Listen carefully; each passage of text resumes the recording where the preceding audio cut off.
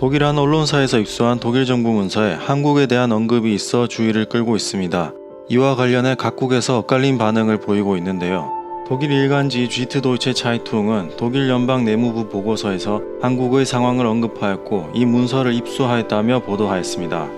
뉴욕타임스는 독일 정부의 입장을 언급하며 심한 우려를 표시하였는데요. 독일 연방 내무부의 보고서에는 현재 독일의 방역 방식이 아닌 한국의 방역 방식으로 가야 한다는 내용이 담겼습니다. 보고서 세부 사항에는 드라이브스루와 전화박스 검사소를 통한 검체 채취와 감염 경로를 찾기 위한 휴대전화 위치 추적이 포함됩니다.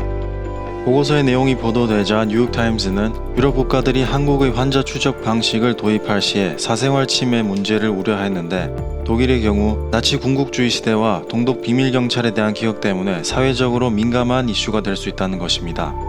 한마디로 민주적인 방식이 아니라는 것인데 이와 같은 입장으로 독일 시민들의 SNS에는 사생활 침해를 걱정하는 게시글들이 다수 올라왔습니다. 이런 비판적인 여론에도 불구하고 독일을 포함한 유럽 전역에서 코로나19 확산세가 꺾이질 않자 독일 정부는 한국식 모델을 강행할 것으로 보입니다. 5일 기준 독일의 누적 확진자 수는 10만 명을 넘어섰습니다. 독일 정부의 내무부 코로나19 대응 보고서에는 독일이 확산을 빨리 통제할 수 있는 시기를 놓쳤다면서 상황이 더 악화되는 것을 막기 위해 신속한 통제에 나서야 하고 현 상황을 확인하기 위해 검사한다는 모토를 버리고 상황보다 더 앞서가기 위해 검사한다로 가야 한다면서 한국은 인상적인 본보기가 되는 나라라고 평가했습니다. 코로나19가 이처럼 들불처럼 확산되기 이전까지 독일 매체들은 계절성 독감처럼 지나갈 수 있으니 두려움을 가질 필요가 없다는 입장을 내놓았었고 독일 정부에서도 유럽 내의 최고의 의료 체계를 가진 국가답게 인접국들보다는 안정적인 초기 대응을 해왔습니다. 그럼에도 불구하고 확산세가 꺾이지 않고 있기 때문에 감염자 증가세가 안정적으로 관리되고 있는 한국을 롤모델로 삼아 빠르게 시스템을 도입하려는 상황입니다. 지난 3일에는 한국과 독일 대표단이 화상회의를 열고 코로나19 대응 경험을 공유하였습니다.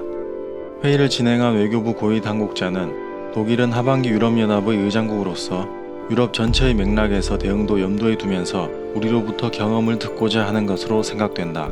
개인적으로 독일하면 늘 우리가 배웠던 입장인데 격세지감을 느낀다고 말했습니다. 현재 한국은 국경을 봉쇄하거나 여행 이동 제한을 강제하지 않고도 코로나 사태를 안정적으로 관리하고 있다는 평가를 받고 있습니다.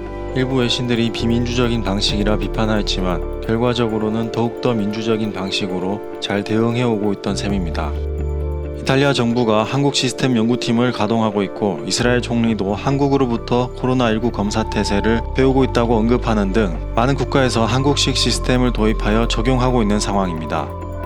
한국은 국내 상황에 대처하면서 도움을 요청한 일부 국가들에 대한 지원을 점차 확대해 나갈 전망입니다.